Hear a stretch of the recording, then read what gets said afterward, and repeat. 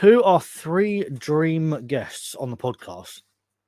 So I was going to answer this with like major celebs like David Attenborough, Steve Irwin. Like, I know he's not with us anymore, but that's like dream. But I thought I'd go for like a more realistic dream guest, like people that I could potentially have on the podcast maybe in 6 months or a year, depending on how it's going. I'd really like to have Sean Foggett on, who is the owner of Crocodiles of the World. I'm a massive Crocodiles of the World fan. I think I've visited there 4 times last year, maybe 5.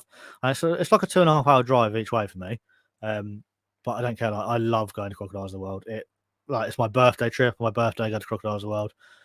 I remember when I was still living at home, and I think I was still at school as well, watching his series on Channel 4, Crocman, where it went through the whole process of setting up Crocodiles of the World. And I feel like I've got some sort of connection, because I obviously don't, but it holds a big place in my heart, where I watched him struggle and make this awesome crocodile conservation zoo in the UK.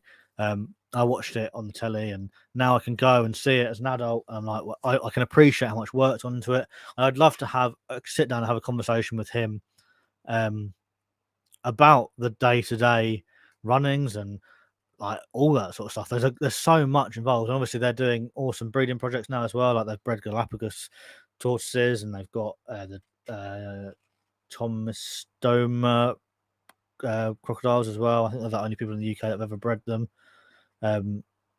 So it's such a cool place. If you haven't been to Crocodiles of the World, I'd recommend it as well. It's well worth the trip.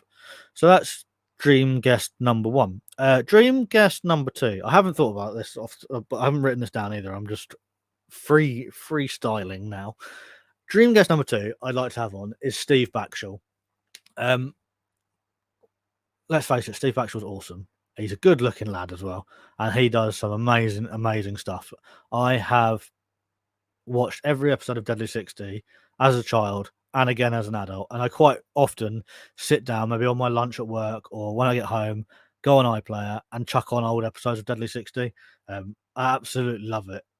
I've been watching his series Expedition on, I don't know what I've been watching, what channel it's on, but yeah, I've been watching that. That was also really good. And not only like does he do animals, but he's seen so many cool parts of the world.